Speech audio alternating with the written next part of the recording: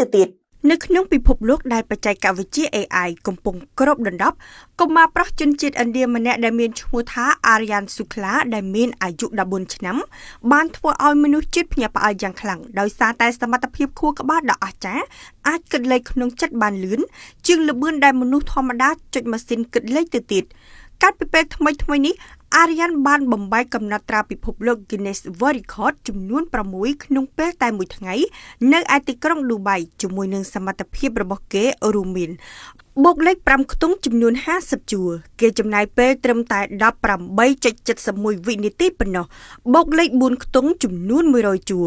គិតបានលឿនបំផុតក្នុងរយៈពេល 30.9 វិនាទីចែកលេខ20ខ្ទង់និង10ខ្ទង់ចំនួន10ជួរក្នុងរយៈពេលតែ5នាទីនិង42វិនាទីAryan បានចាប់ផ្ដើមហ្វឹកហាត់ការគិតលេខក្នុងចិត្តតាំងពីអាយុ6ឆ្នាំគេបានឈ្នះពានរង្វាន់ World Champion ក្នុងកម្មវិធី Mental Calculation World Cup នៅក្នុងប្រទេសអាល្លឺម៉ង់តាំងពីអាយុ12ឆ្នាំគេហាត់គិតលេខពី5ទៅ6ម៉ោងក្នុងមួយថ្ងៃដោយប្រើប្រាស់ការធ្វើសមាធិដើម្បីរក្សាភាពស្ងប់ស្ងាត់និងបង្កើនការផ្ដោតអារម្មណ៍ក្នុងនោះ Aryan ត្រូវបានគេមើលឃើញថាជាក្មេងដែលមានសមត្ថភាពពីកំណើតផងដែរAryan ប្រាប់ថាការគិតលេខក្នុងខួរក្បាលរបស់គេកើតឡើងភ្លាមៗដោយផ្លេចបន្ទោ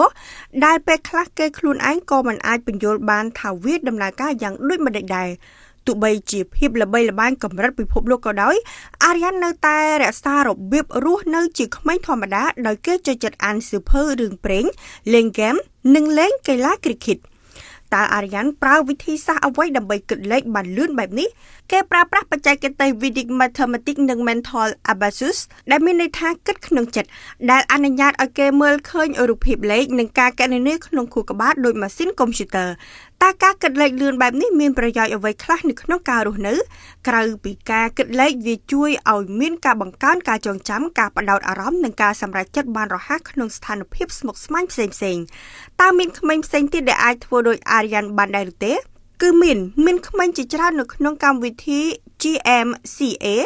ដែលមានឈ្មោះពេញថា Global Mental Calculator Association ប៉ុន្តែ Aryan បច្ចុប្បន្នត្រូវបានគេទទួលស្គាល់ថាជាអ្នកដែលមានល្បឿនលឿនបំផុតនិងកាន់កាប់កំណត់ត្រាពិភពលោកច្រើនជាងគេ